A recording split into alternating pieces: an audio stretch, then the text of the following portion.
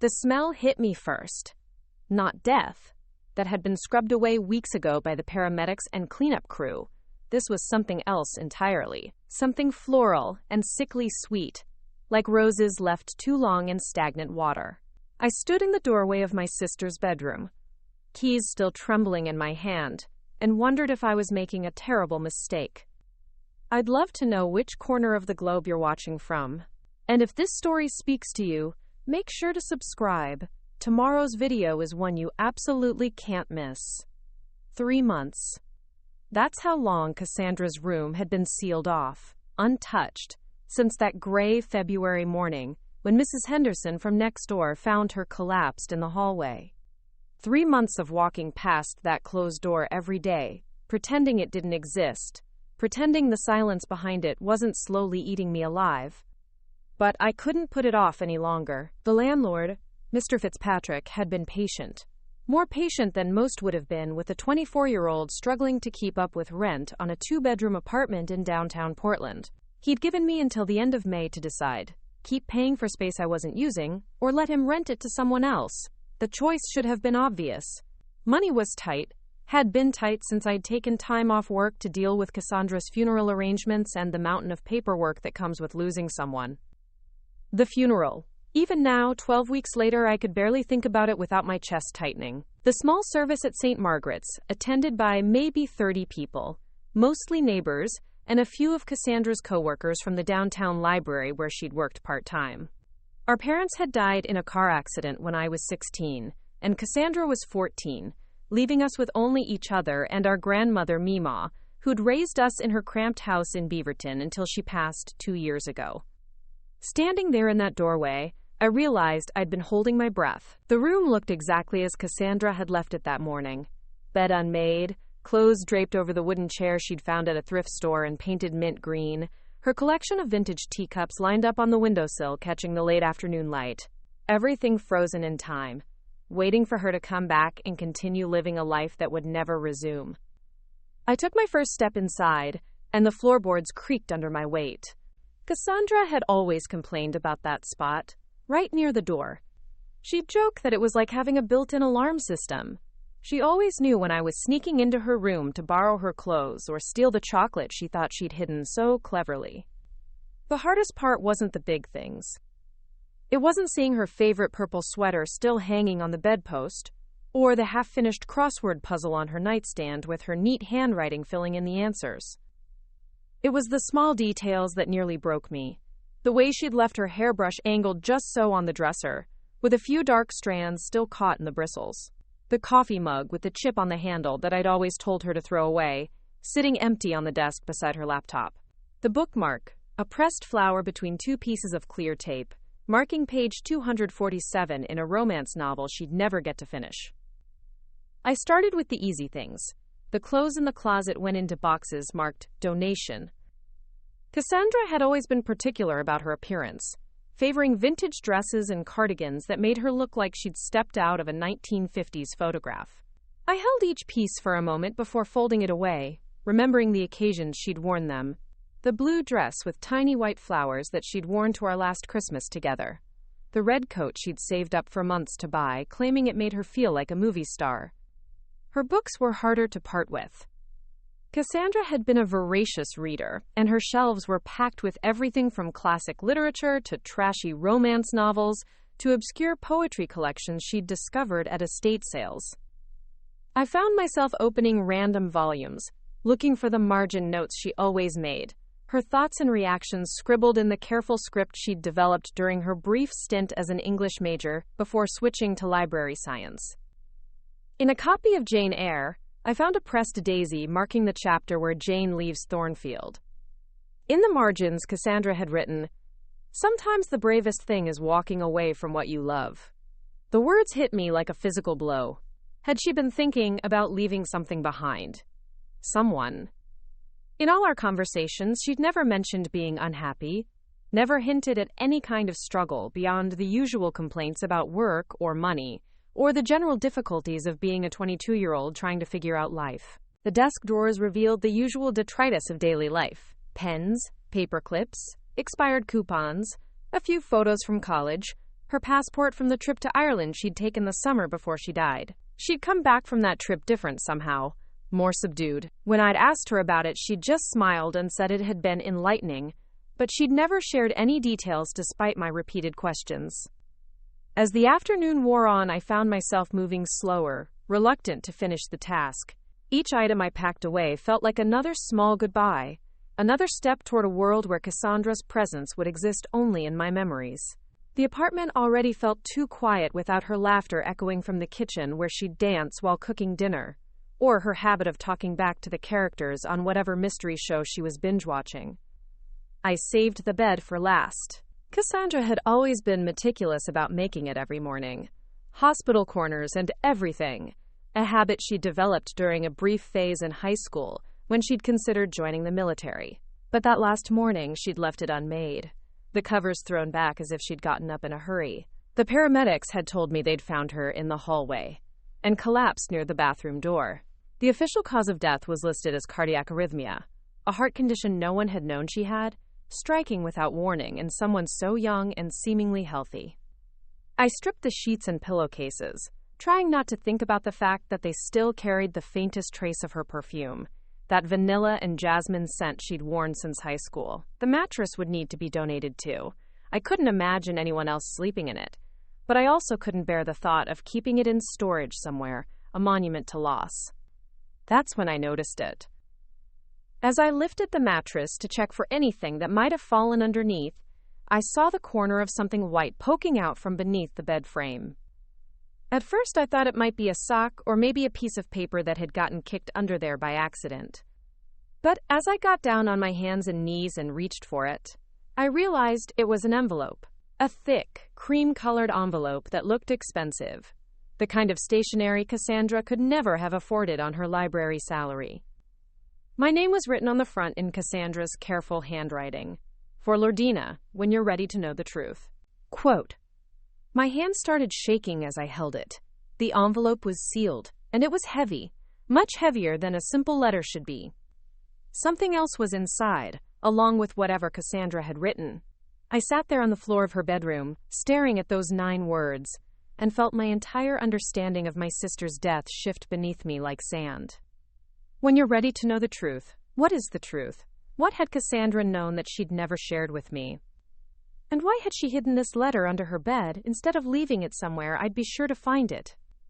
I turned the envelope over and over in my hands, part of me afraid to open it, part of me desperate to know what secrets my sister had taken to her grave.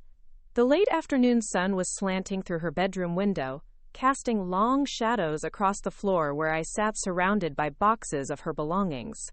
Everything I thought I knew about Cassandra's last days, about her death, about our relationship, it all suddenly felt suspect. Had she known she was going to die? Was that why she'd seemed different after Ireland, more distant and preoccupied? I'd attributed it to job stress, maybe boy trouble she didn't want to discuss.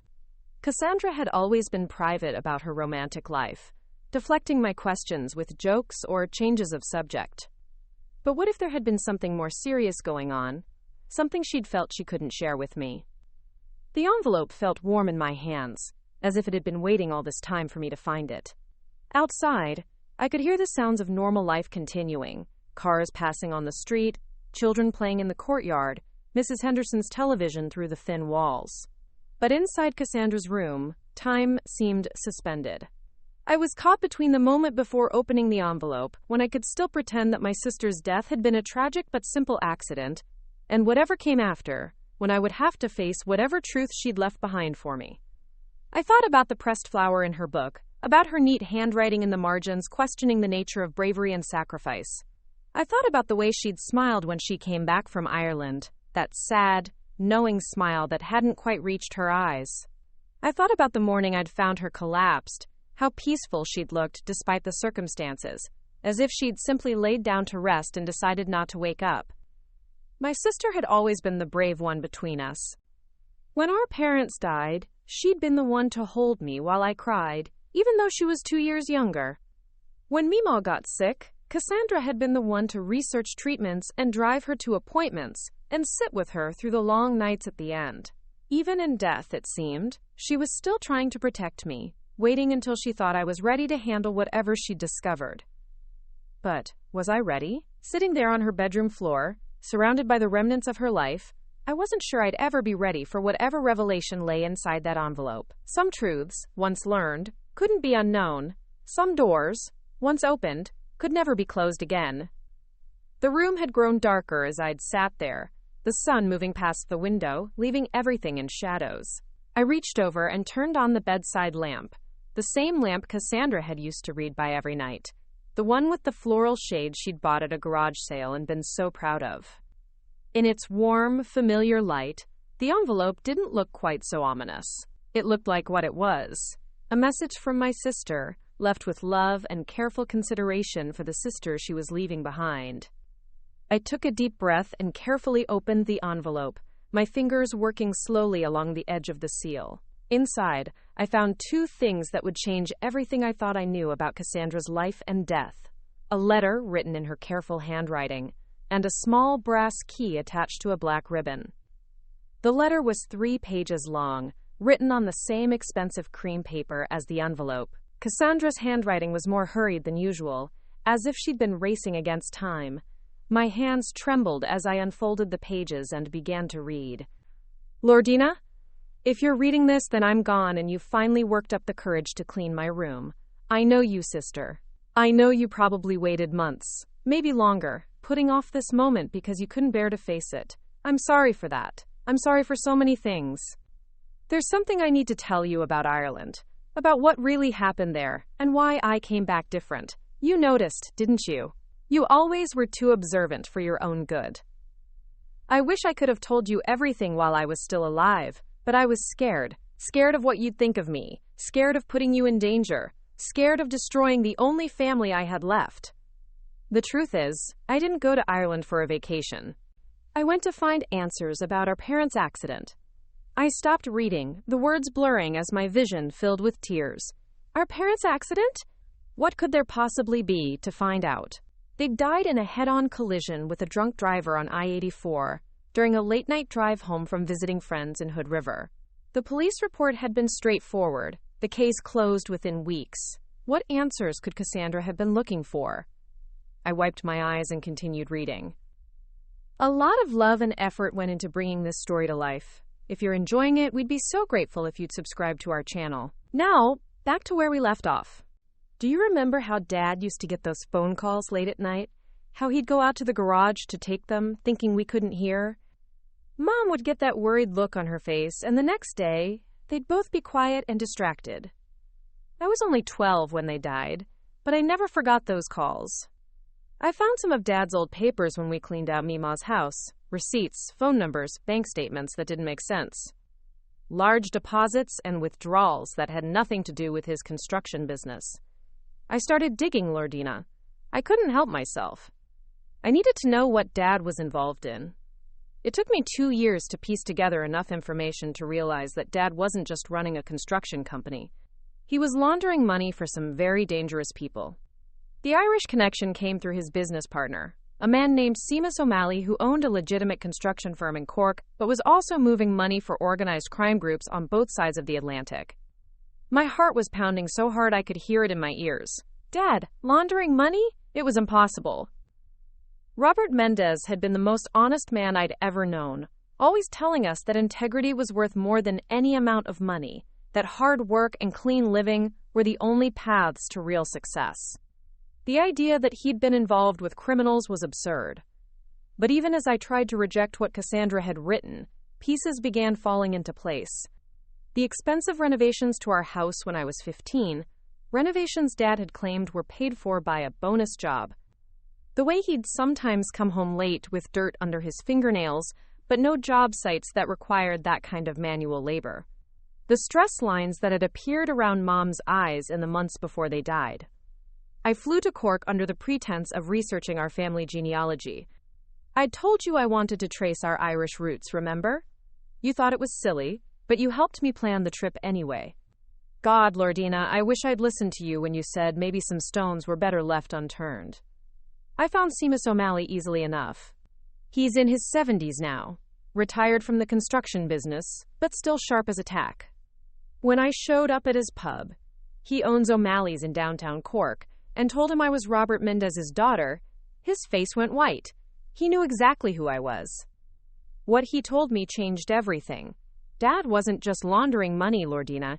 He was skimming from it. Small amounts at first, but over the years it added up to nearly $500,000. He'd been planning to get out, to take that money and disappear with Mom and start over somewhere safe. But they found out. The accident wasn't an accident. I dropped the letter, my hands suddenly nerveless. The pages scattered across Cassandra's bedroom floor, and I stared at them as if they were venomous snakes. Not an accident. Our parents had been murdered. I don't know how long I sat there, my mind refusing to process what I'd just read. Eventually, I forced myself to gather the pages and continue reading, though every word felt like a physical blow. Seamus showed me photographs, Lordina. Security camera footage from the night they died. The drunk driver who hit them. His name was Tommy Brennan, and he wasn't drunk. He was paid $50,000 to make it look like an accident. The alcohol in his blood was injected post-mortem. Seamus had copies of everything. He'd been keeping them as insurance, he said, in case anyone ever came looking for answers. I know this is destroying you to read. It destroyed me to learn it. But there's more, and you need to know all of it. The money Dad stole? It's still out there, hidden somewhere. Tommy Brennan was supposed to find it before he killed Dad, but the plan went wrong. Dad died in the crash before he could give up the location. The people Dad was working for? They've been looking for that money for 8 years, and now they know about us. Seamus warned me that by coming to Ireland and asking questions, I'd put myself on their radar. He begged me to leave Cork immediately and never come back, but it was too late. Someone had already seen me talking to him, already made the connection. I came home thinking I could protect us by staying quiet, by pretending I'd never learned any of this, but they followed me, Lordina. 3 weeks after I got back from Ireland, I started noticing the same car parked across from the library, the same man ordering coffee at the cafe where I ate lunch. Phone calls where no one spoke when I answered. I tried to be careful. I never went anywhere alone after dark. I changed my routines. I even considered calling the police. But what could I tell them? That I thought I was being followed because of something my dead father had done 8 years ago? They'd think I was paranoid. Then last week, I came home from work and found my bedroom window closed. Nothing was missing, but someone had been through my things. My laptop had been moved, my dresser drawers weren't quite closed all the way. They're getting bolder. I don't think I have much time left. The words hit me like ice water. Cassandra had known she was going to die. She'd written this letter knowing that someone was coming for her, and she'd hidden it where only I would find it, after she was gone. The brass key you found with this letter opens a safety deposit box at First National Bank downtown, box 247. I've left everything there. Copies of the documents I found in Mima's house, the photographs and recordings Seamus gave me, and my own research notes. Everything you need to understand what really happened to our parents. But Lordina, please listen to me. Don't try to find the money. Don't try to get revenge or justice or whatever you're thinking about right now. Take the evidence to the FBI if you want, but then disappear. Change your name, move across the country, start over somewhere they'll never find you. Because they will come for you next. Maybe not immediately. They might wait and watch to see if you know anything about where Dad hid the money. But eventually, they'll decide you're either useful or dangerous, and either way, you won't be safe. I know this isn't fair. I know I'm asking you to give up your entire life because of something Dad did, something we had no control over. But I'd rather have you alive and angry with me than dead because I was too selfish to warn you. There's one more thing. In the safety deposit box, you'll find a manila envelope marked for emergency only. Inside is a new identity I had made for you: driver's license, social security card, passport, birth certificate.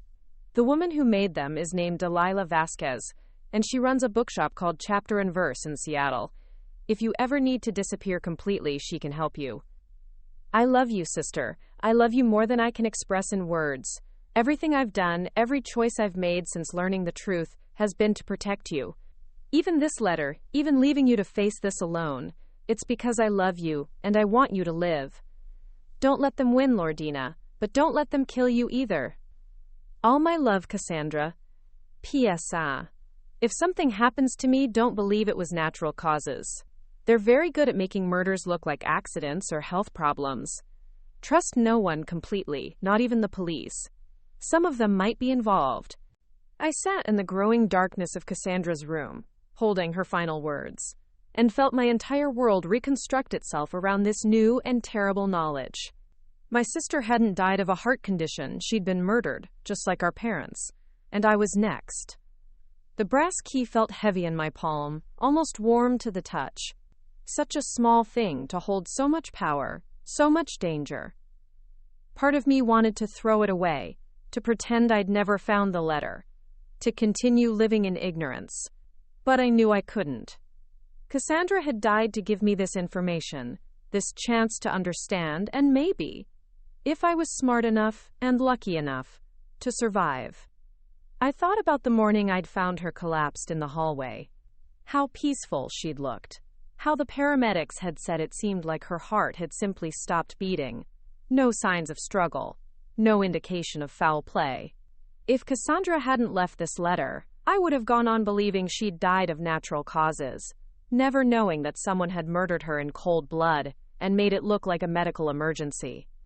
The technique they'd used must have been sophisticated, something that wouldn't show up in a standard autopsy, something that would mimic the symptoms of cardiac arrhythmia.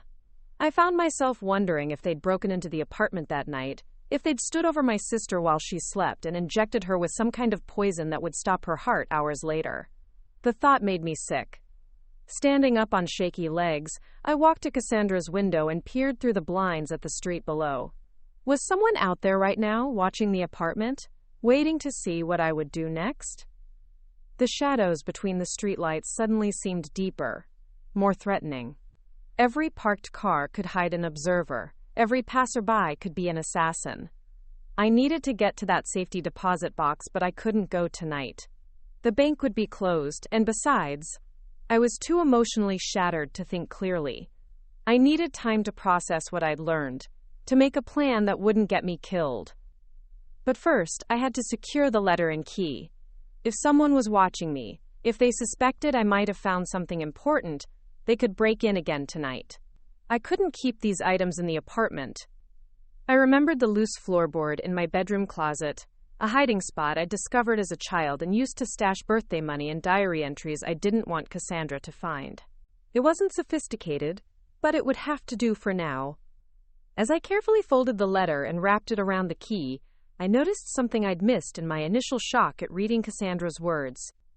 At the very bottom of the last page, almost hidden in the margin, she'd written something in pencil, "The sparrow knows where it nests." It was a reference to something from our childhood, a game we used to play when we visited Mima's house. She had this old oak tree in her backyard with dozens of bird nests, and Cassandra and I would spend hours watching the sparrows come and go, making up stories about their secret lives. One summer, when I was maybe 10 and Cassandra was 8, we'd hidden a small treasure box in a hollow of that tree. Just childhood trinkets and candy, but we'd felt so clever and secretive about it. Was Cassandra trying to tell me that Dad had hidden the stolen money at Mima's old house?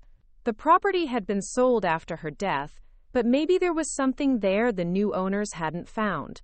Or maybe it was just a childhood memory surfacing in her final letter, a way of signing off with something that would remind me of happier times.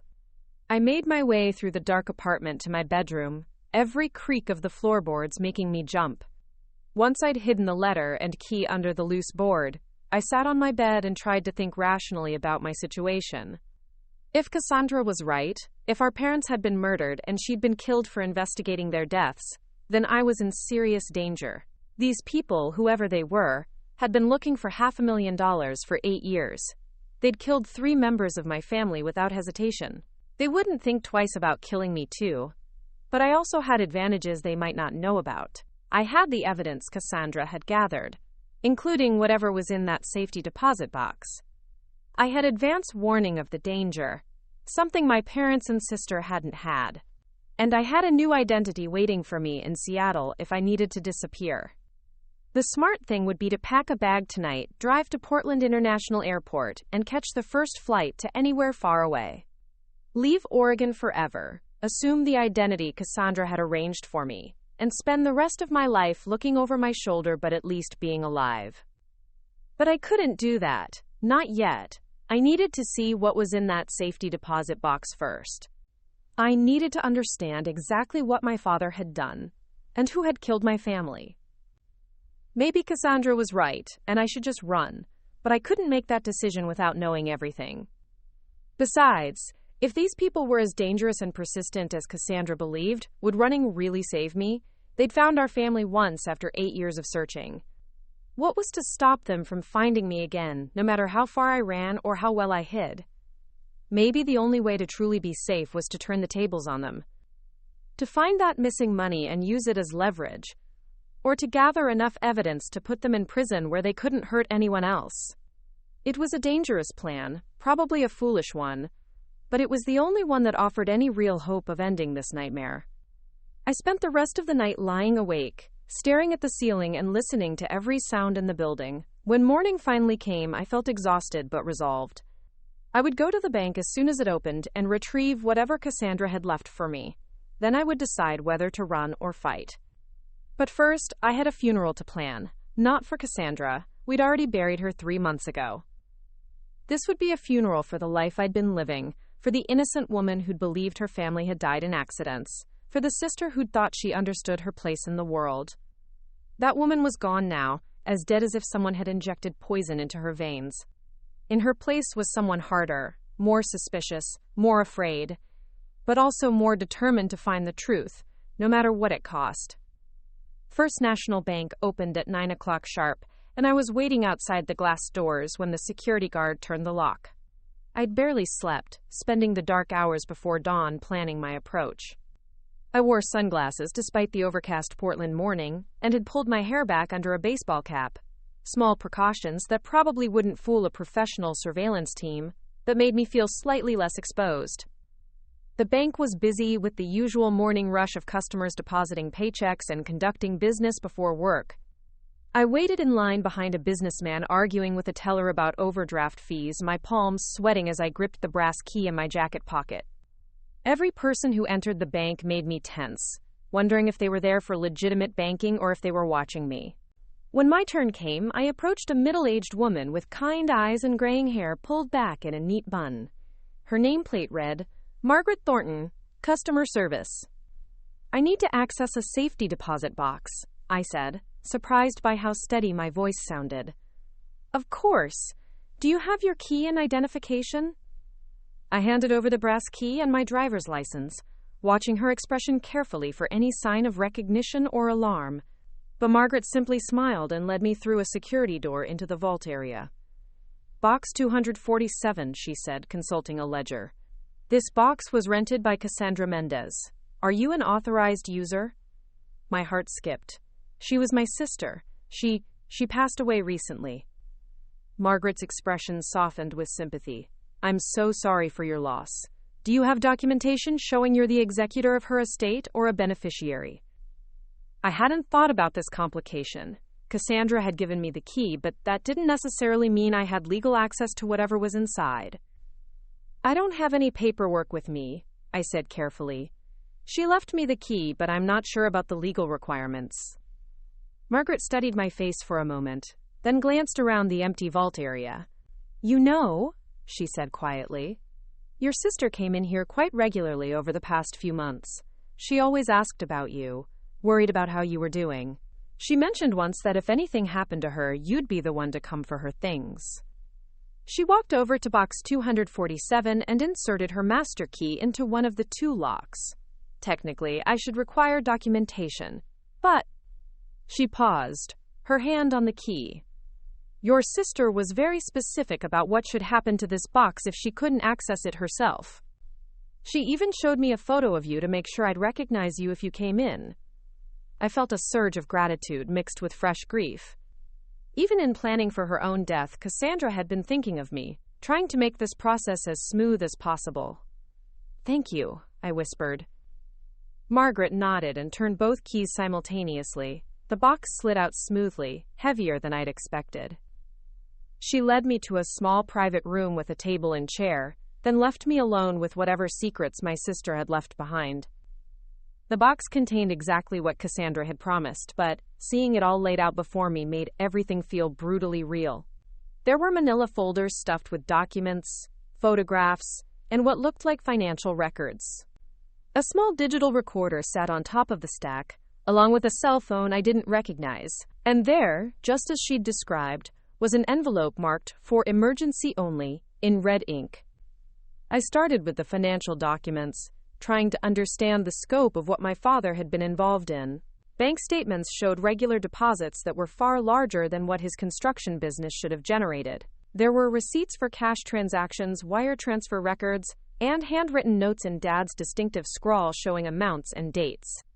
Over a 3-year period, according to these records, Robert Mendez had processed nearly $4 million through various accounts. The money would come in through shell companies with names like Pacific Northwest Development and Columbia River Construction, get moved through a series of transactions designed to obscure its origin, then emerge as clean funds in legitimate business accounts.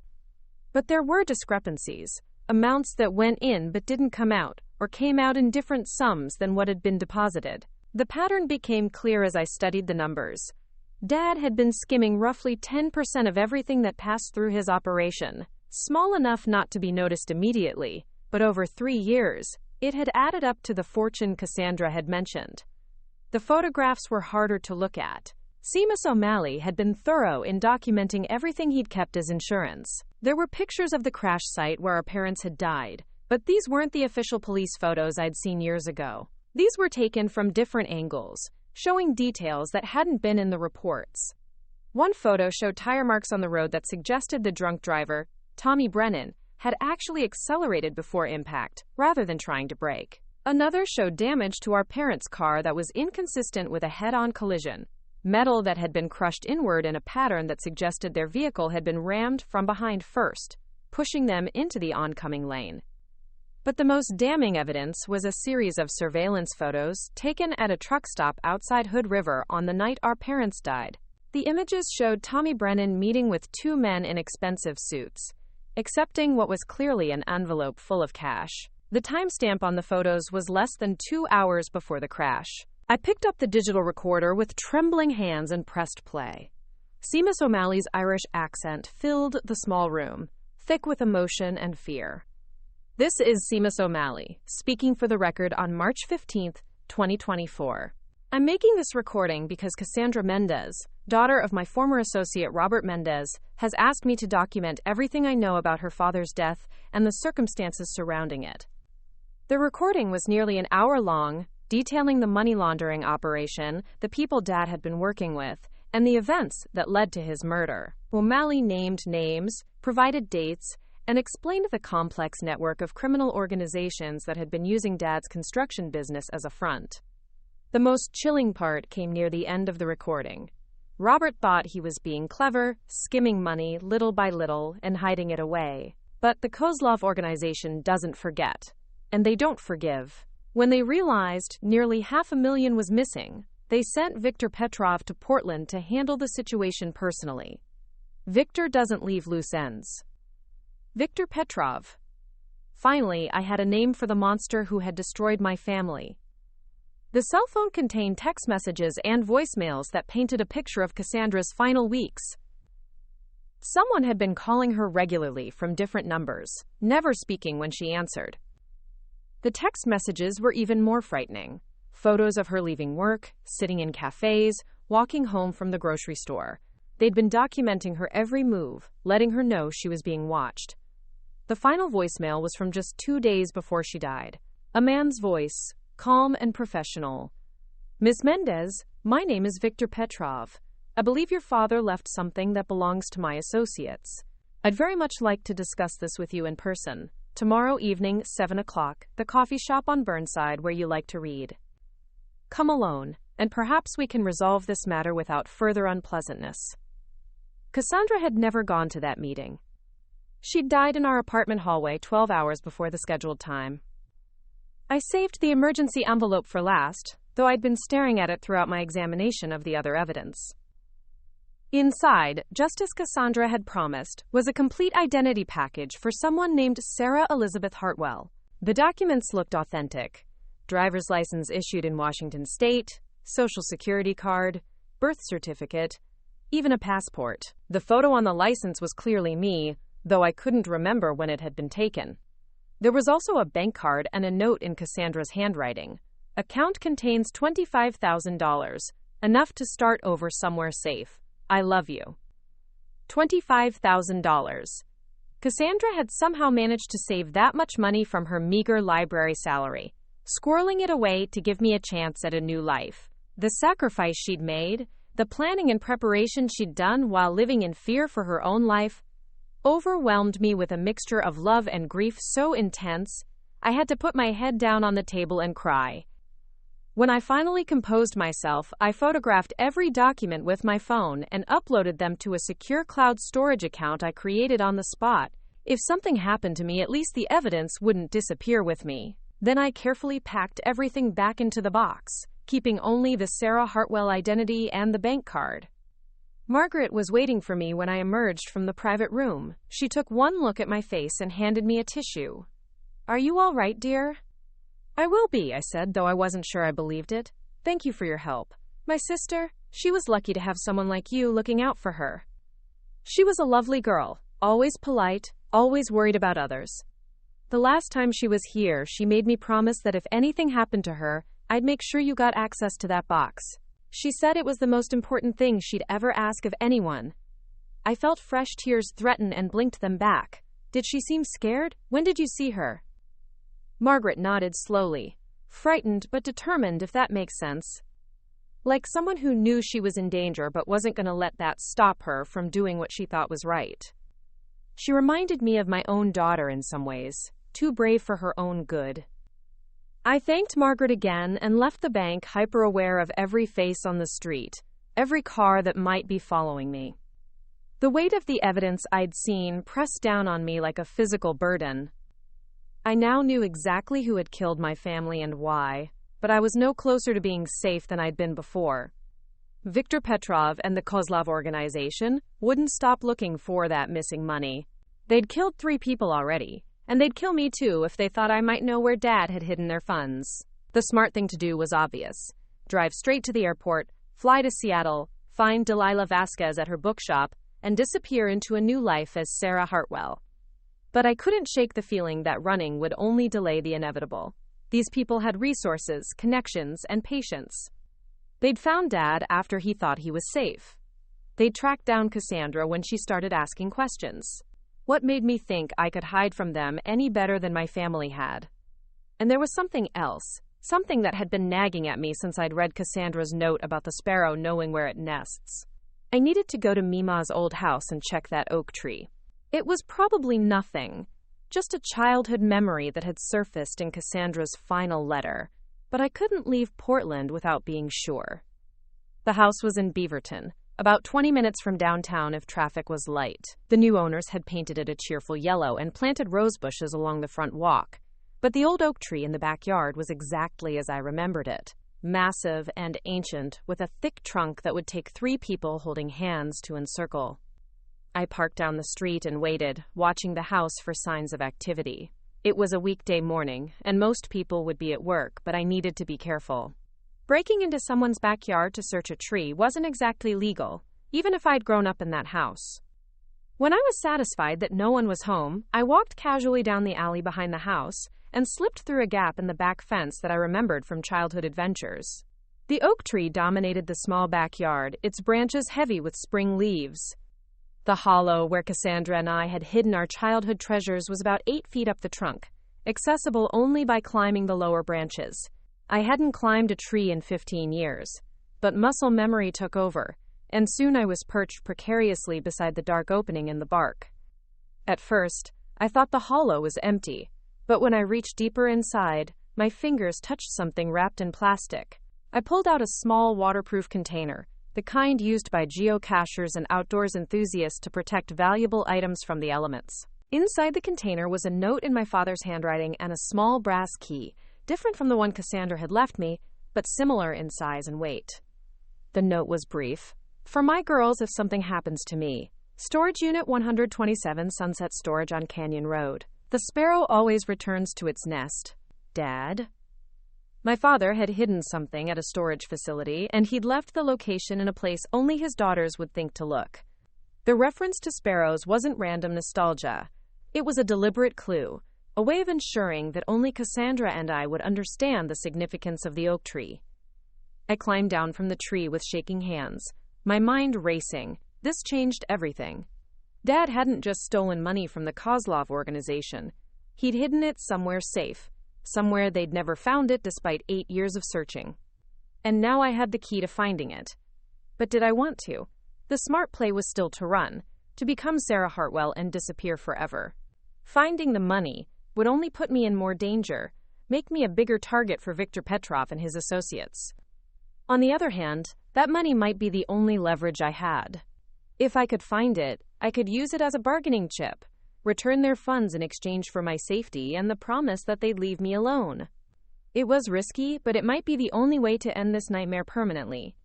As I walked back to my car, I made my decision. I would go to the storage facility and see what Dad had left behind. Then I would decide whether to run or fight. But first, I needed to call in sick to work and figure out how to approach this without getting myself killed. Because one thing was certain, after today, there would be no going back to my old life. I was committed now, for better or worse, to seeing this through to the end.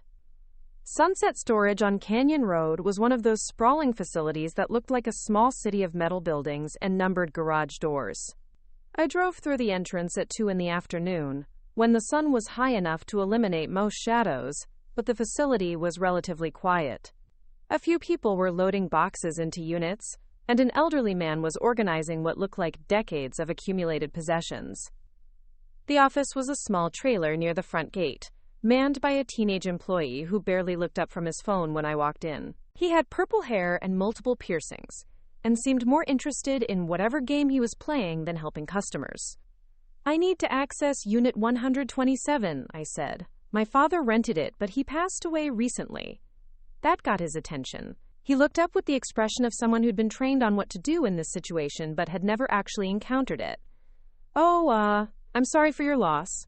Do you have, paperwork or whatever, proof that you're allowed to be here?" I'd anticipated this problem.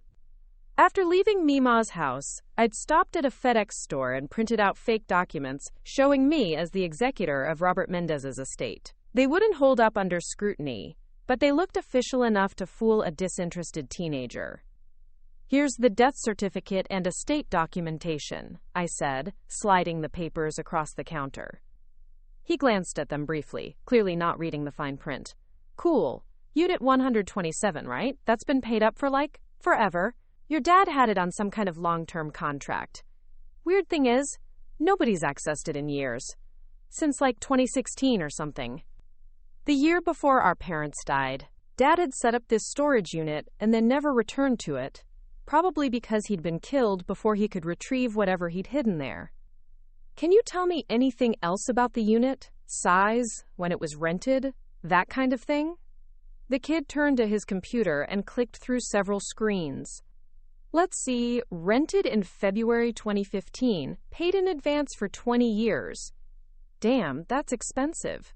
It's a climate-controlled unit, middle size. Your dad must have really wanted to keep whatever's in there safe.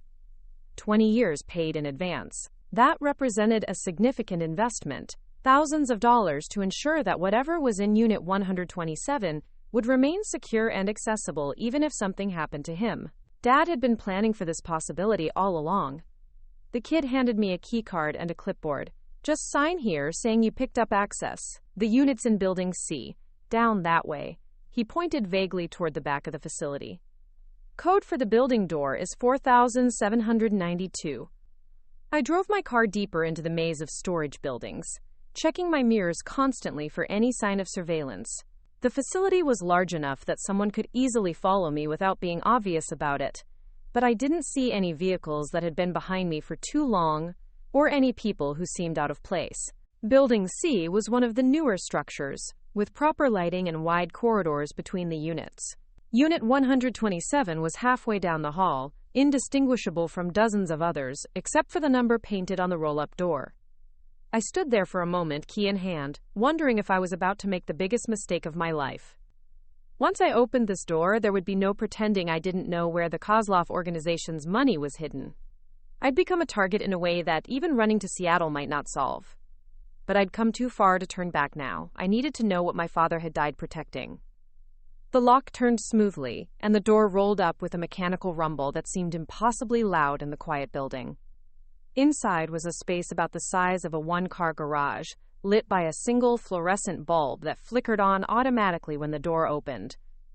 The unit was almost empty. A few boxes sat against the far wall, and there was a small desk with a lamp and what looked like a laptop computer. But dominating the center of the space was something I hadn't expected: a large floor safe, the kind used in banks and high-end businesses.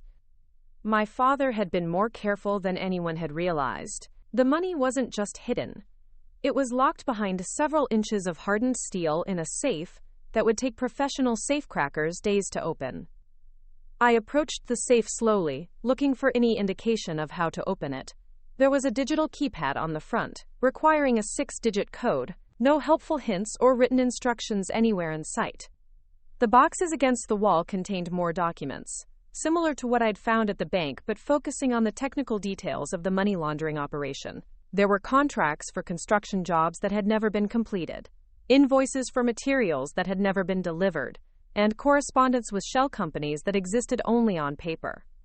But buried in the third box, I found something that made my heart race: a photograph of Cassandra and me at Christmas 2 years before our parents died. We were sitting under Mima's Christmas tree, laughing at something Dad had said while taking the picture. On the back, in Dad's handwriting, was written, December 25th, 06. December 25th, 2006. Our birth dates? No, that wasn't right. But it was 6 digits, exactly what the safe's keypad required. I walked over to the safe and entered the numbers carefully. 122506. The keypad beeped once, and I heard the heavy clunk of electronic locks disengaging. The safe door swung open with surprising ease. Inside were stacks of cash. More money than I'd ever seen in one place, bundled in neat piles and secured with rubber bands. But it wasn't just random bills. These were hundreds, all in sequential order, all crisp and new. This was the money Dad had stolen from the Kozlov organization, preserved exactly as he'd taken it. I pulled out one of the stacks and counted quickly. $10,000 in each bundle, and I lost count after 40 bundles. Easily $500,000, possibly more. Enough money to disappear forever, to buy a new life somewhere the Kozlov organization would never find me. But there was something else in the safe, something that made me freeze with recognition and terror. A manila envelope with my name written on it in Dad's handwriting, similar to the letter Cassandra had left under her bed.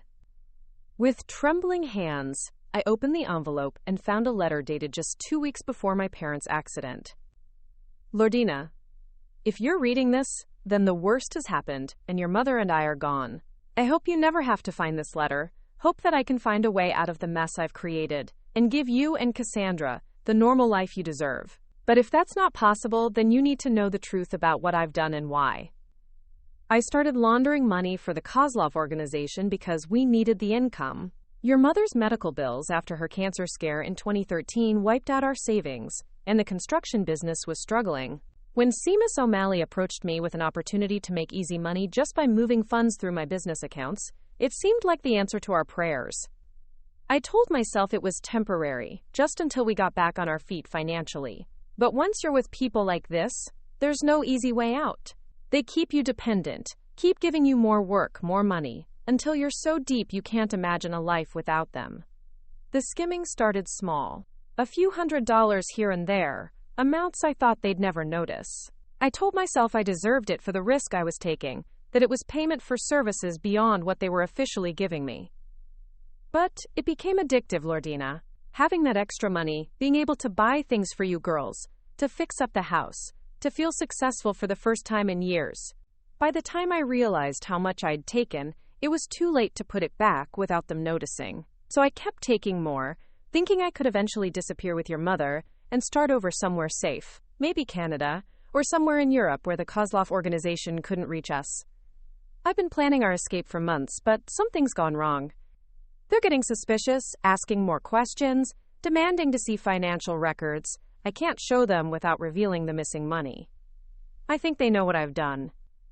Viktor Petrov has been asking questions about my family, about where you girls go to school, and what your routines are. That's when I knew I had to act fast. I can't let them hurt you because of my mistakes. If something happens to your mother and me, take this money and run. Don't try to be heroes, don't try to get justice or revenge. Just take the money and disappear. Change your names, move somewhere they'll never think to look, and live quiet lives where nobody knows who you really are. I know this isn't fair. I know I'm asking you to give up your entire lives because of choices I made. But I'd rather have you alive and hating me than dead, because I was too stupid to see the consequences of my actions. The money in this safe is approximately $547,000 in cash. It's enough to buy new identities and start over anywhere in the world. There are also bearer bonds worth another $200,000 in the small compartment at the back of the safe. Use them wisely.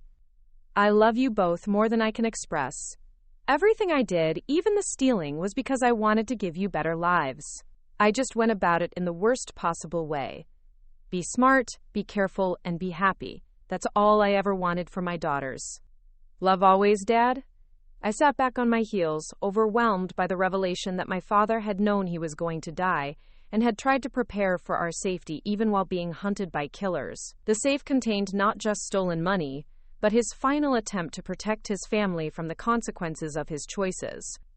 The bearer bonds were exactly where he'd said they'd be, in a small compartment I hadn't noticed before. 7 bonds worth $30,000 each, plus one worth $20,000. Added to the cash, it was nearly $750,000, more than enough to disappear forever. But as I sat there surrounded by more money than most people saw in a lifetime, I felt empty rather than relieved. This money had cost my parents their lives, had led to Cassandra's murder, and would probably get me killed too if I wasn't careful. It was blood money in the most literal sense. I heard footsteps in the corridor outside the storage unit. My blood turned to ice. I'd been so focused on reading Dad's letter and counting the money that I'd lost track of time and forgotten to stay alert for danger. Now someone was walking slowly down the hallway, their footsteps deliberate and measured.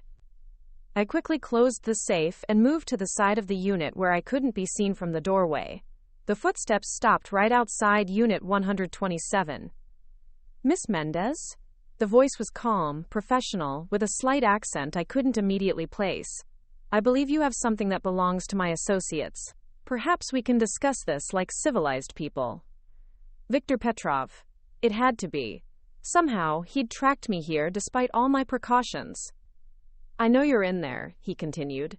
Your car is parked outside, and the facility manager was very helpful in providing your location. Please don't make this more difficult than it needs to be. I looked around desperately for another exit, but the storage unit had only one way in or out. I was trapped, with nearly $750,000 in stolen money and nowhere to run. I'm not interested in hurting you, Viktor said. You're not responsible for your father's choices. All I want is the return of what he took from us. Give me the money, and you can walk away from this and live your life in peace. It was tempting to believe him, but I remembered the recording Seamus O'Malley had made, his warning that Viktor Petrov didn't leave loose ends. Even if I gave him the money, I'd still be a witness, still someone who knew too much about the Kozlov organization's business. How do I know you won't kill me anyway? I called out, surprised by how steady my voice sounded. There was a pause, then a low chuckle. Miss Mendez, if I wanted you dead, you would be dead already. I've had opportunities. Your apartment, the bank this morning, your grandmother's house. I could have eliminated you at any of those locations with minimal risk to myself. He'd been watching me all day, following my movements as I uncovered the trail my father and sister had left behind. The realization that I'd never been safe, not even for a moment, made me feel sick. Then what do you want? I want this business to conclude. Your father created a problem that has cost my organization considerable time and resources to resolve. Your sister's investigation brought unwanted attention to our operations. Now you've led me to the missing funds, and we can finally close this chapter. What guarantee do I have that you'll leave me alone if I give you the money? You have my word. The word of a murderer isn't worth much. Another pause, longer this time. When Victor spoke again, his voice had lost some of its professional courtesy. Miss Mendez, you seem to misunderstand your situation. You're trapped in a storage unit with no way out, holding money that doesn't belong to you. I'm offering you a chance to resolve this peacefully. Don't mistake my civility for weakness. I looked at the stacks of cash in the open safe, then at the roll-up door that might as well have been a prison wall. But maybe I wasn't as trapped as Victor thought. The storage unit had a concrete floor and metal walls, but the ceiling was just corrugated metal sheeting. If I could get up there... I need a minute to think about this, I called out. Of course, but don't take too long, my patience isn't unlimited. I grabbed one of the bundles of cash and stuffed it into my jacket pocket, then climbed onto the desk and pushed against one of the ceiling panels. It moved slightly, confirming my suspicion that it wasn't permanently attached.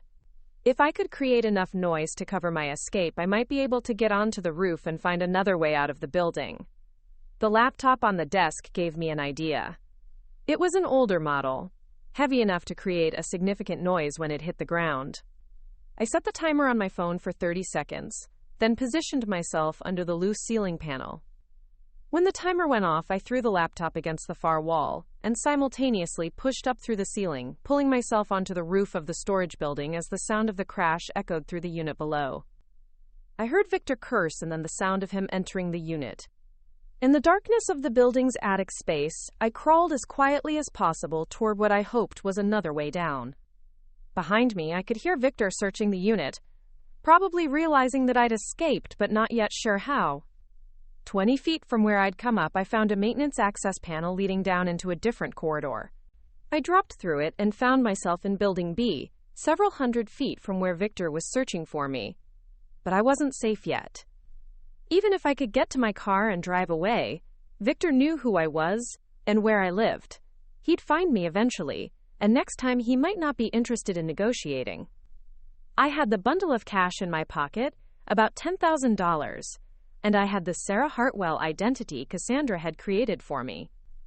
It was time to disappear before Victor Petrov decided that his patience had run out completely. As I walked quickly but quietly toward the facility's exit, I realized that my old life was truly over.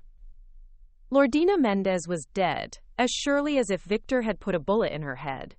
Only Sarah Hartwell would walk out of this storage facility, and she would never look back. I made it to my car without seeing Victor, but I knew he wouldn't be far behind. The moment he realized I'd escaped through the ceiling, he'd be checking every exit from the facility. I had maybe a 5-minute head start, and I needed to use it wisely. Instead of driving toward my apartment or any other obvious destination, I headed east toward the airport. Not because I planned to catch a flight, that would be too predictable, but because the area around Portland International was full of hotels, rental car agencies, and other businesses where someone could disappear into crowds of travelers. My hands were shaking as I drove, adrenaline from the confrontation still coursing through my system. Victor Petrov had been so calm, so professional, even when threatening my life. It was clear that killing people was just business to him, as routine as filing paperwork or attending meetings. The fact that he'd been watching me all day, following my movements without me ever realizing it, made me feel vulnerable in a way I'd never experienced before. At a gas station near the airport, I pulled into the bathroom and locked the door behind me. The fluorescent lights made my face look pale and haunted in the mirror. I needed to think clearly about my next moves, but my mind kept racing between panic and determination. I had the Sarah Hartwell identification and about $10,000 in cash, enough to disappear for a while, but not enough to stay hidden forever.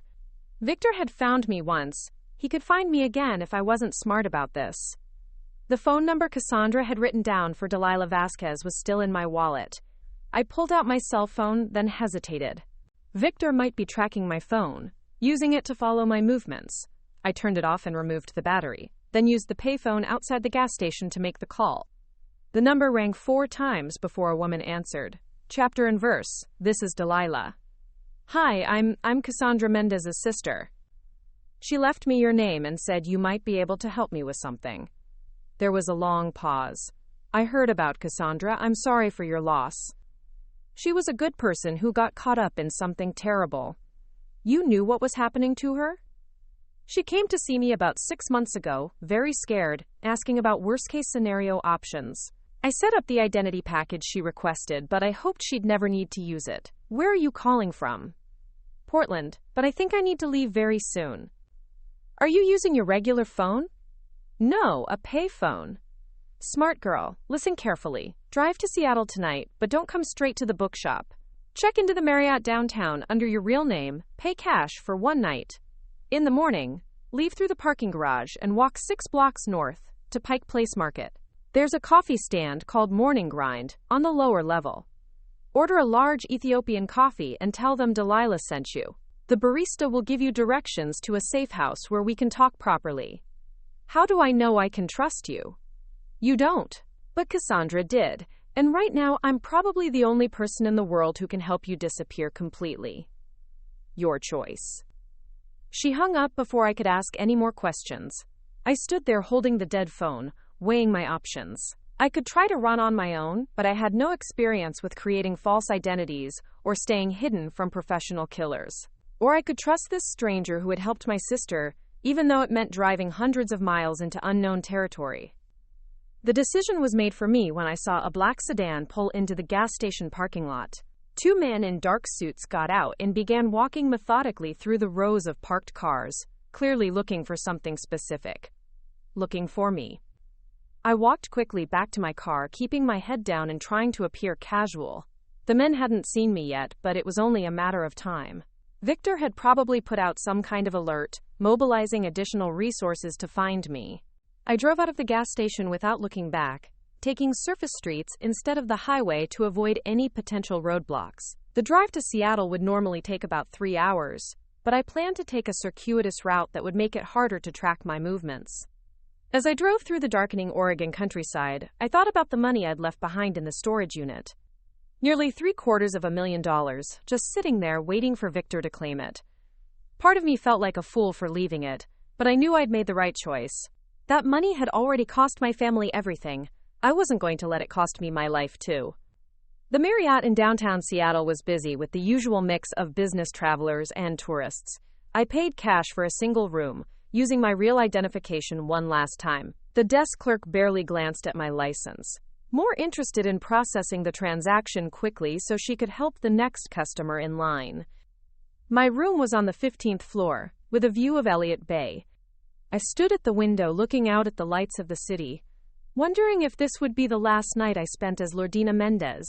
Tomorrow I would become Sarah Hartwell permanently, leaving behind not just my name but my entire history. I couldn't sleep. Every sound in the hallway made me tense. Every car door slamming in the parking lot below made me move closer to the window to check for signs of surveillance. Victor had found me at the storage facility despite my precautions. What was to stop him from tracking me to Seattle? At dawn, I packed my few belongings and left the hotel through the parking garage as Delilah had instructed. Seattle was already busy with commuters and early morning shoppers, providing plenty of cover as I walked the 6 blocks to Pike Place Market. The market was a maze of vendors selling everything from fresh fish to handmade crafts.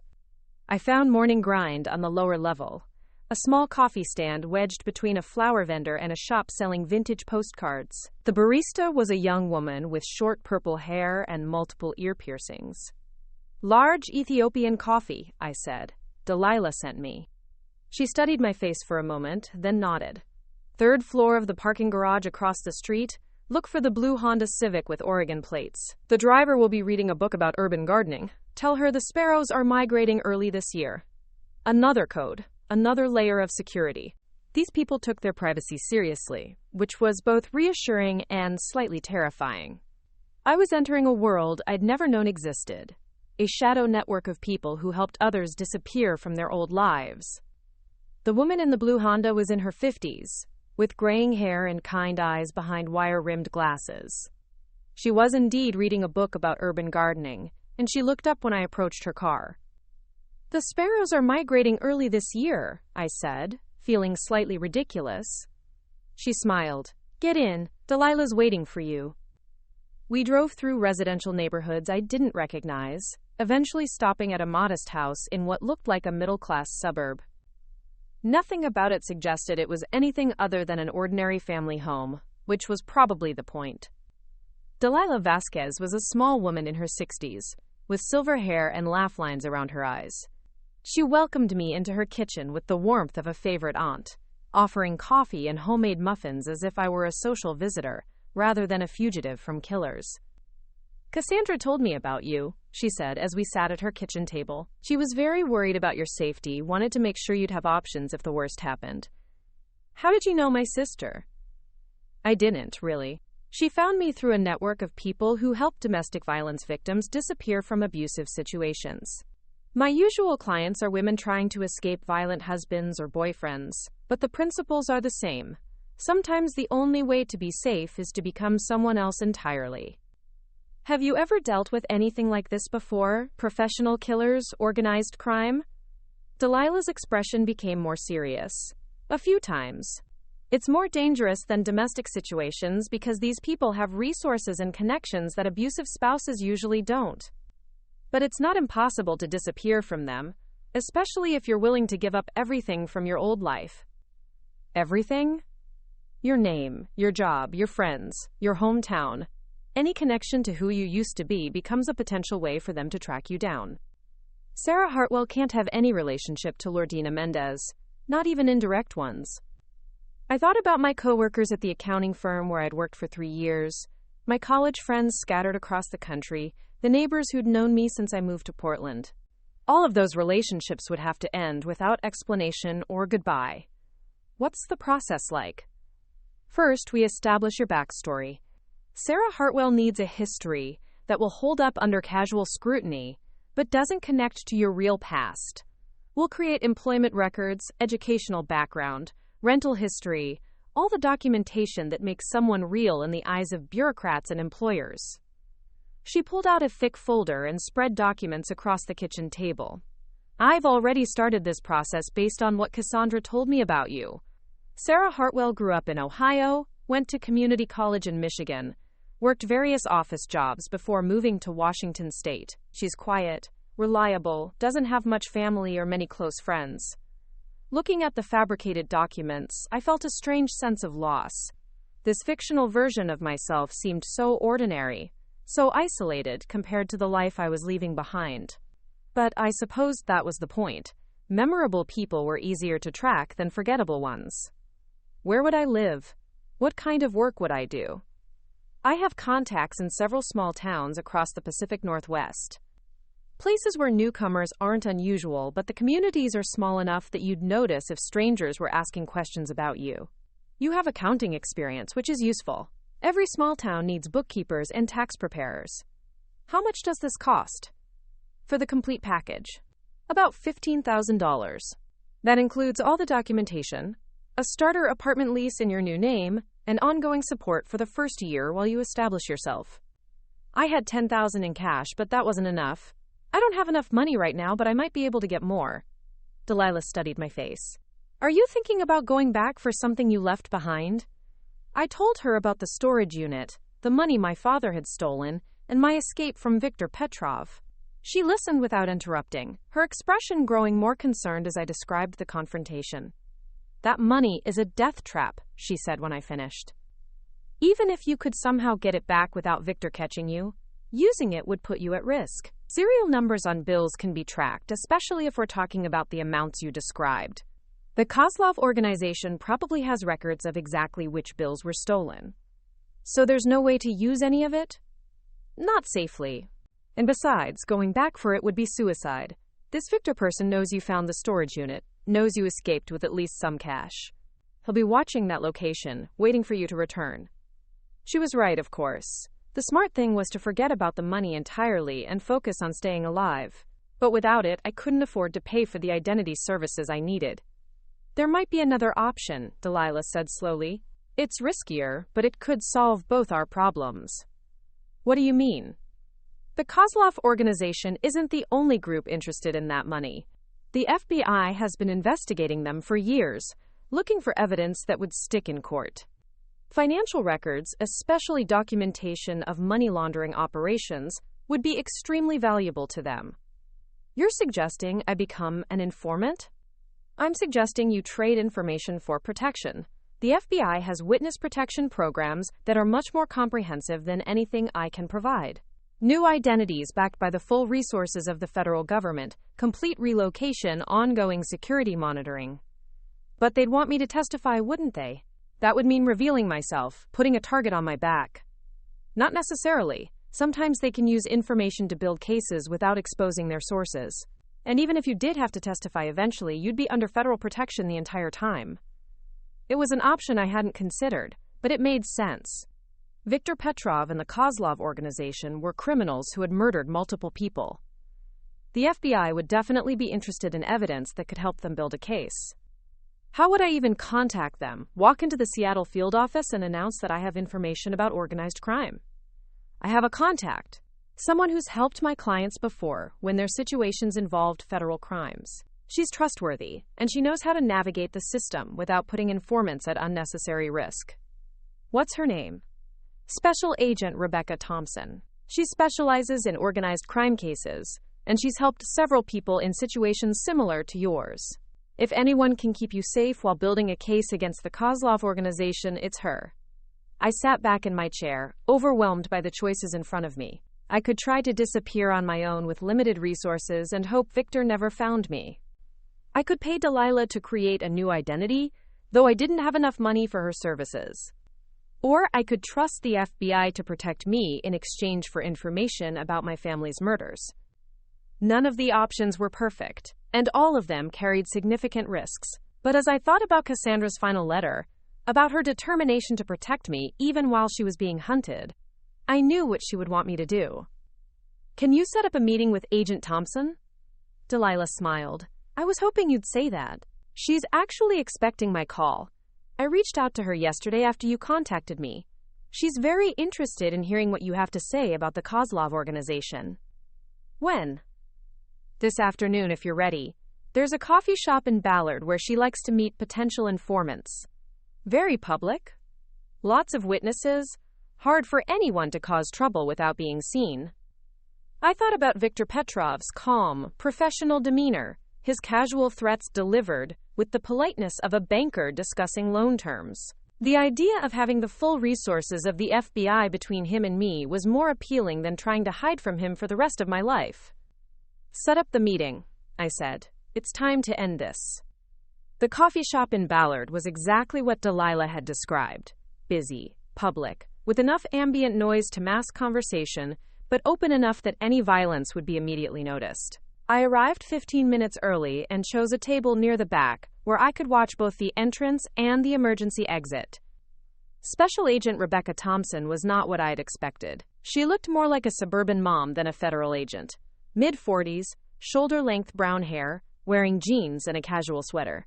The only thing that marked her as law enforcement was the way her eyes constantly scanned the room, cataloging faces and potential threats with the automatic vigilance of someone trained to expect danger. She ordered a large coffee and a blueberry muffin before joining me at my table, settling into her chair with the easy confidence of someone comfortable in any environment. You must be Lordina, she said, extending her hand. I'm Rebecca. Delilah filled me in on some of your situation, but I'd like to hear it directly from you. How do I know you're really FBI? She smiled and discreetly showed me her badge and identification. Smart question. Never trust anyone without verification, especially in your situation. Quote, I studied the credentials carefully. Rebecca Lynn Thompson, Special Agent, Federal Bureau of Investigation. The photo matched the woman sitting across from me, and the badge looked authentic, though I wasn't sure I'd know a fake if I saw one. Delilah said you specialize in organized crime cases, among other things. I've been tracking the Kozlov organization for about 4 years, ever since they expanded their operations to the Pacific Northwest. They're very good at staying clean. Most of their business looks legitimate on the surface, and they're careful about eliminating witnesses. Like my family. Yes, I'm sorry for your losses. I reviewed the police reports on your parents' accident and your sister's death. Both were classified as accidental, But after hearing your story from Delilah, I pulled the files for another look. There are inconsistencies that make more sense if you assume they were murdered. She opened a thin folder and spread several photographs across the table. Crime scene photos from my parents' accident, but taken from angles I'd never seen before. The official investigation focused on the drunk driving aspect and didn't look too closely at other possibilities. But see these skid marks? They suggest your parents' car was forced into the oncoming lane, probably by another vehicle that was never identified. I stared at the photos, feeling sick. Why didn't the police investigate further? Honestly, because it looked like a straightforward drunk driving fatality, and those cases get closed quickly. Local police departments don't have the resources to pursue complex conspiracy theories without clear evidence of foul play. And my sister? Cardiac arrhythmia in an otherwise healthy 22-year-old with no family history of heart problems? It's possible, but unlikely. There are drugs that can cause heart failure while leaving minimal traces in an autopsy, especially if the medical examiner isn't specifically looking for them. So you believe they were murdered. I believe it's highly probable, but believing something and proving it in court are very different things. That's where you come in. Rebecca leaned forward, lowering her voice. The evidence you've described, the documents from Ireland, the recordings, the financial records showing your father's money laundering operation, that could be exactly what we need to build a federal case against the Kozlov organization. But I don't have most of it anymore. It's all in a safety deposit box that Viktor Petrov probably has access to by now. Not necessarily. Banks have very strict protocols about safety deposit boxes, especially when there's been a death. Even if he has some kind of legal documentation, it would take days or weeks to get access through official channels. What about unofficial channels? Possible but risky for him. Breaking into a bank, even just to access a single safety deposit box, would bring a lot of federal attention. The Kozlov organization prefers to operate quietly. I thought about the evidence I'd photographed with my phone before leaving the bank. I took pictures of everything before I left the documents in the box. Rebecca's eyes lit up. You have copies? Digital photos stored in a cloud account. All the financial records, the photos from Ireland, transcripts of the recordings, everything Cassandra gathered about our parents' murders. That changes everything. With those documents and your testimony, we might have enough to bring down not just Viktor Petrov, but several high-ranking members of the Kozlov organization. What would that involve for me? In the short term, protective custody while we verify the evidence and begin building our case. We'd need you to walk us through everything you discovered, help us understand the connections between the various pieces of evidence. And in the long term? That depends on how the case develops. Ideally, we'd be able to use the documentary evidence to build a strong enough case that your personal testimony wouldn't be required. But if it came to trial, you might need to testify about how you discovered the evidence and what you know about your family's murders. The thought of facing Viktor Petrov in a courtroom, of telling a jury about finding my sister's letter and discovering the truth about our parents, was terrifying, but it was also appealing in a way I hadn't expected. After months of feeling helpless and afraid, the idea of fighting back was intoxicating. What kind of protection are we talking about? Full witness protection if necessary, new identity, relocation, ongoing security monitoring. It's more comprehensive than anything Delilah could provide, and it's backed by federal resources. But I'd never be able to see anyone from my old life again. Not necessarily. In some cases, witnesses can maintain limited contact with family members, though it requires careful security protocols. But you're right that it would mean giving up most connections to your past. I thought about my coworkers, my few close friends, the life I'd built in Portland. It wasn't much, but it was mine. Then I thought about Cassandra's letter, her determination to protect me even while she was being hunted. She'd wanted me to survive, but she'd also left me the tools to seek justice. There's something else you should know, I said. The money my father stole, it's still hidden. Viktor and Petrov haven't found it yet. Rebecca's expression sharpened. How much money? About $750,000, according to my father's letter. Cash and bearer bonds hidden in a storage facility. That's significant evidence. Physical proof of the money laundering operation, possibly with serial numbers that can be traced back to specific criminal activities. But Victor knows I found it. He cornered me at the storage facility yesterday. Tell me exactly what happened. I described the confrontation in detail. Victor's calm professionalism, his offer to let me live in exchange for the money, my escape through the ceiling. Rebecca listened intently, occasionally asking clarifying questions about timelines and specific threats Victor had made. He's escalating, she said when I finished. Confronting you directly instead of just watching suggests he's under pressure from his superiors to resolve this situation quickly. Is that good or bad for me? Both. It means he's more likely to make mistakes, but it also means he's more dangerous. Desperate people take bigger risks. She pulled out her phone and sent a quick text message. I'm arranging for a safe house where you can stay while we sort this out. Somewhere secure where Victor can't find you. What about the storage unit? If that money is evidence, shouldn't we try to recover it? Eventually, but not yet. Right now it's bait in a trap. And you'd be walking right into Victor's hands if you went back there. We need to approach this strategically. A new thought occurred to me. If Victor hasn't been able to get into the safety deposit box yet, could we beat him to it? Recover the original evidence before he destroys it? Rebecca considered this. It's possible, but it would require careful coordination. We'd need a federal warrant to access the box legally, which could take days. And we'd have to do it without tipping off Victor that we're involved. How would you get a warrant? Quote, based on the evidence you've provided and your testimony about the murders, a federal judge would need to be convinced that the box contains evidence of federal crimes. How long would that take? If we fast-track it, maybe 48 hours. But that assumes everything goes smoothly, and we don't run into bureaucratic delays. I thought about Victor's patience running out, about the possibility that he might find a way to access the safety deposit box through force or corruption. 2 days seemed like a long time to wait.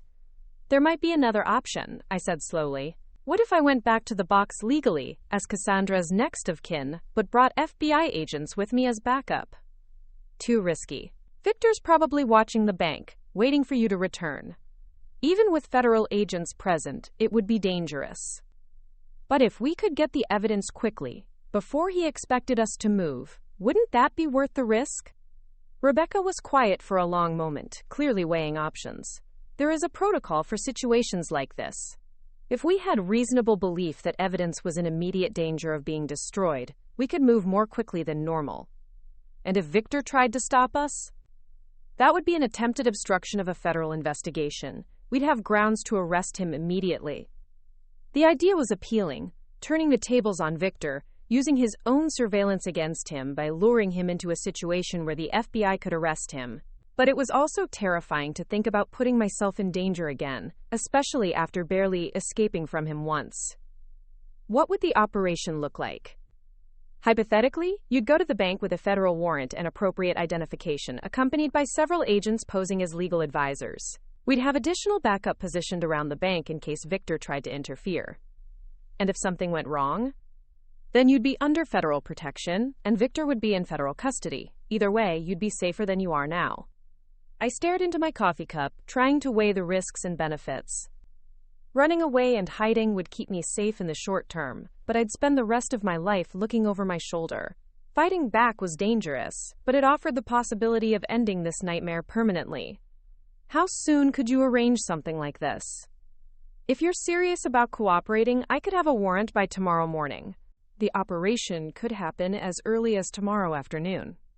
What do you need from me? First, access to those digital photos you mentioned.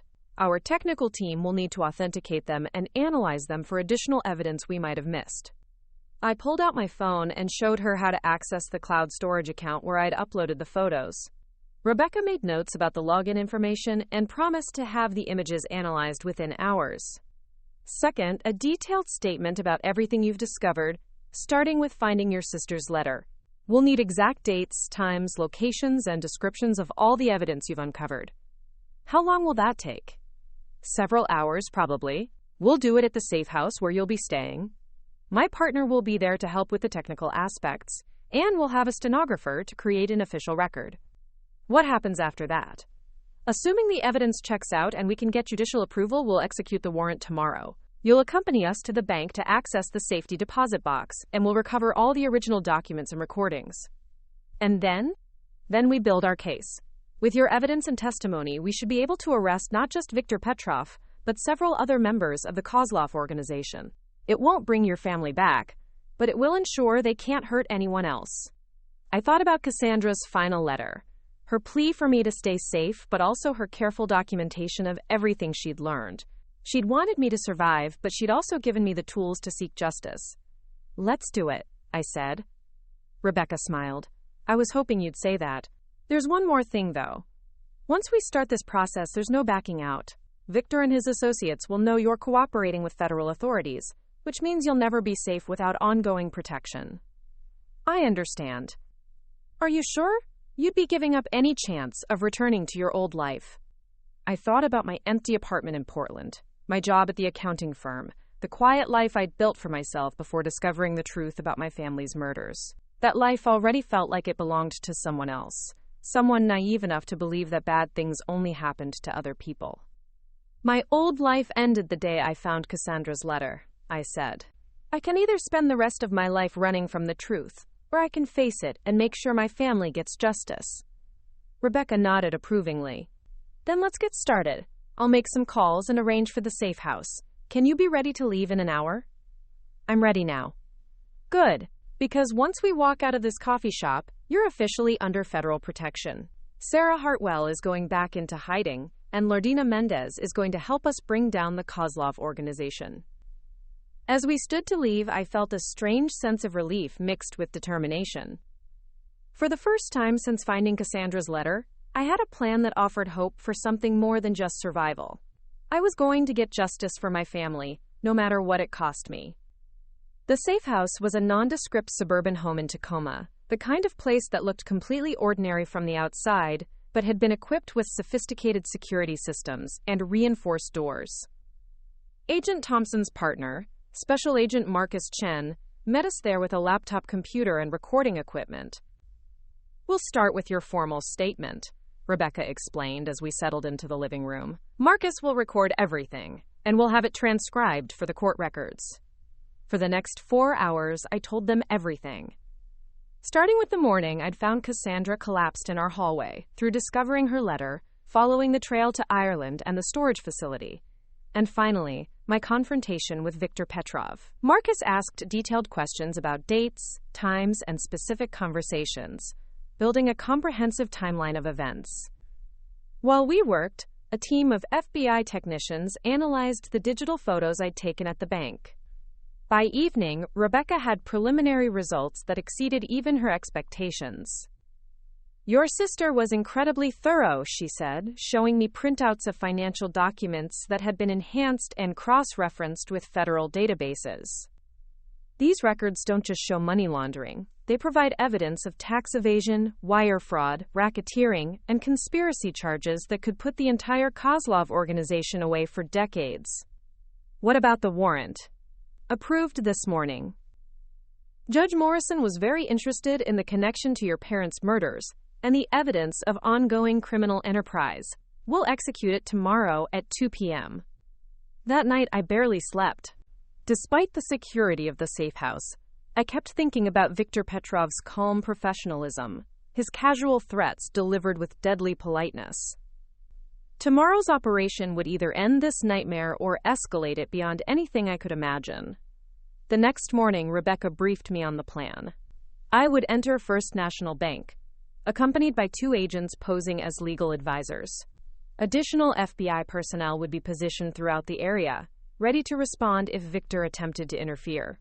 The operation was designed to look routine while providing maximum security. Remember, Rebecca said as we drove toward downtown Portland, if anything feels wrong, if you see Viktor or anyone suspicious, you signal us immediately. Your safety is more important than any evidence. I nodded, though part of me hoped Viktor would appear. After days of running and hiding, I was ready for this to end one way or another.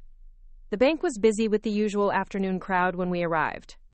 Margaret Thornton was at her customer service desk, and she smiled when she recognized me. Back again so soon, dear? I need to access my sister's safety deposit box one more time, I said, showing her the federal warrant along with my identification. These gentlemen are helping me with the legal aspects. Margaret glanced at the warrant with the casual attention of someone who'd seen similar documents before. Of course. Right this way. As we walked toward the vault area, I scanned the bank for any sign of Victor or his associates. The other customers looked ordinary. A businessman making a deposit, an elderly couple discussing a loan, a woman with 2 small children trying to cash a check. Nothing seemed threatening. Box 247 opened smoothly, revealing the evidence exactly as I'd left it 3 days earlier. Under the watchful eyes of the FBI agents, I carefully removed each document and photograph, placing them in protective envelopes that would preserve any fingerprints or other forensic evidence. The digital recorder containing Seamus O'Malley's testimony was the most crucial piece. His detailed account of the Kozlov organization's operations, complete with names, dates, and locations, would provide the foundation for multiple federal prosecutions. This is incredible, whispered Agent Chen, photographing each document as we inventoried the contents. We've been trying to get this kind of evidence for years. Quote, We were nearly finished when Margaret appeared in the vault doorway, looking concerned. I'm sorry to interrupt, she said quietly, but there's a gentleman here asking about accessing this same box. He says he's representing the estate executor and has legal documentation. My blood turned to ice. Victor had arrived just as Rebecca had predicted. What did you tell him? Rebecca asked, her hand moving subtly toward her concealed weapon. That the box was currently being accessed by another authorized party and he'd need to wait. He seemed displeased. Where is he now? Waiting in the lobby. He's with 2 other men, all in expensive suits. They don't look like typical bank customers. Rebecca spoke quietly into her radio, alerting the backup teams positioned around the building. We need to finish this quickly, she told me. Take only the most critical items. I grabbed the digital recorder, the photographs from Ireland, and the financial documents showing the money laundering operation. Everything else could be recovered later, if necessary. As we prepared to leave the vault, Rebecca's radio crackled with urgent communications from the surveillance teams outside. 3 additional vehicles just arrived, black sedans, multiple occupants. This looks like more than just Victor. They're making their move, Rebecca said. Margaret, is there another way out of the bank? The employee entrance in the back, through the break room. Show us. We moved quickly through corridors I'd never seen before, past employee work areas and a small kitchen. Margaret led us to a door marked, emergency exit only, then hesitated. This will trigger an alarm when we open it. Do it, Rebecca said. My team is ready. The moment we stepped outside, I saw them. Viktor Petrov stood near a black sedan parked in the alley behind the bank, talking on a cell phone. 2 other men flanked him, and I could see the bulges of concealed weapons under their jackets. Victor looked up as the emergency door opened, and our eyes met across the narrow alley. For a moment, neither of us moved. Then he smiled, that same calm, professional expression I remembered from the storage facility. Miss Mendez, he called out, you've been very difficult to locate. Federal agents, Rebecca shouted, drawing her weapon. Nobody moves! The next few seconds passed in a blur of motion and shouting. Victor's associates reached for their weapons while FBI agents emerged from concealed positions throughout the alley. I found myself on the ground behind a dumpster, pulled down by Agent Chen as gunfire erupted around us. The shootout lasted less than a minute, but it felt like hours. When the firing finally stopped, Viktor Petrov lay motionless beside his sedan, a pool of blood spreading beneath him. One of his associates was wounded and being treated by paramedics, while the other was handcuffed and being read his rights. Are you hurt? Rebecca asked, helping me to my feet. I shook my head, though I was trembling uncontrollably. Is he dead? Victor? Yes. He drew on federal agents during the execution of a legal warrant. There was no choice. I stared at Victor's body, feeling a complex mixture of relief and anticlimactic emptiness. This man had murdered my parents and sister, had hunted me across 2 states, had threatened to kill me in the cold, professional manner of someone who viewed murder as routine business. Now he was gone, but I felt no satisfaction in his death. What happens now? Now we roll up the rest of the organization. The evidence you provided gives us everything we need to prosecute the remaining leadership of the Kozlov operation. It's over, Lardina. You're safe. Over the following weeks, I watched from the safety of federal protection as Rebecca's team dismantled the criminal network that had destroyed my family. The documents from Cassandra's investigation led to the arrest of 12 high-ranking members of the Kozlov organization, including the man who had ordered my parents' deaths. The storage facility where my father had hidden the stolen money was searched under federal warrant. The cash and bearer bonds were recovered and entered into evidence, their serial numbers traced back to specific criminal activities spanning multiple states. The money became a crucial piece of the prosecution's case, physical proof of the money laundering operation that my father had participated in and ultimately died trying to escape. Seamus O'Malley was brought to the United States under witness protection to testify about the organization's operations. His testimony, combined with the evidence Cassandra had gathered and my own account of discovering the truth, resulted in federal convictions that sent several dangerous criminals to prison for life. The house in Beaverton where I'd grown up was sold, along with most of my possessions from the Portland apartment. Lardina Mendez's life was officially over, ended as thoroughly as if she died alongside her family. I became Sarah Hartwell permanently, relocating to a small town in eastern Washington where I work as a bookkeeper for local businesses. It's a quiet life. Perhaps lonely at times, but it's mine. The FBI's Witness Protection Program provided me with enough resources to start over, and the Kozlov organization's remaining members are either dead or in prison. Sometimes I think about Cassandra's letter, about her plea for me to run rather than seek justice. She'd wanted me to survive, and I did. But she'd also given me the tools to ensure that our family's killers faced consequences for their actions. In the end, I like to think she'd approve of the choice I made. The nightmares have mostly stopped now. I sleep better, knowing that Viktor Petrov can never hurt anyone again, that the organization responsible for so much pain has been destroyed, but I still think about my family every day, especially when I pass children playing in the park or see sisters shopping together at the grocery store. I'll never get to grow old with Cassandra, never attend her wedding or meet her children or share the 1,000 small moments that make up a life shared with family. Our parents will never see their daughters graduate from college, get married, or achieve the dreams they'd sacrificed so much to make possible. But their deaths weren't meaningless. The evidence they preserved, the courage Cassandra showed in investigating dangerous truths, and the determination my father displayed in trying to protect his family, all of it contributed to bringing down a criminal organization that had terrorized people for decades. Margaret Thornton sent me a card 6 months after the bank shooting, forwarding it through the FBI since she didn't know my new address. She'd written, "Your sister would be proud of you. You finished what she started, and you made sure the bad guys didn't win."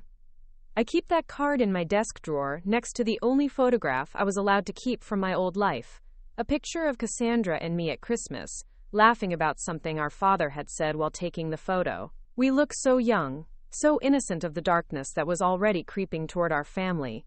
Sometimes I wonder what would have happened if I'd never cleaned out Cassandra's room, if I'd never found her letter hidden under the bed. I might have lived the rest of my life believing my family had died in accidents, never knowing about the money or the murders or the dangerous people who'd been watching us. But I don't regret learning the truth, no matter how painful it was. My family deserved justice, and the other potential victims of the Kozlov organization deserved protection. If hiding the truth could have guaranteed my safety, I might have chosen differently. But the truth has a way of surfacing eventually, and secrets like the ones my family carried tend to destroy the people who try to bury them. On quiet evenings in my new life, when I'm balancing books for the local hardware store or preparing tax returns for retired farmers, I sometimes feel Cassandra's presence beside me. Not in any supernatural sense, but in the practical way that people we love continue to influence our decisions long after they're gone. She taught me to be thorough, to ask questions, to document everything carefully. She showed me how to be brave when facing terrible truths, and how to protect the people you love even when it costs you everything. I'll never stop missing my family, and I'll never stop wishing that my father had made different choices 8 years ago. But I'm alive, I'm safe, and the people who destroyed my family have been brought to justice. In the end, that's enough. It has to be enough. Sarah Hartwell goes to sleep each night knowing that Lordina Mendez kept her promise to her sister. The truth came out, the bad guys lost, and somewhere in whatever comes after this life, Cassandra knows that her final letter accomplished exactly what she'd hoped it would.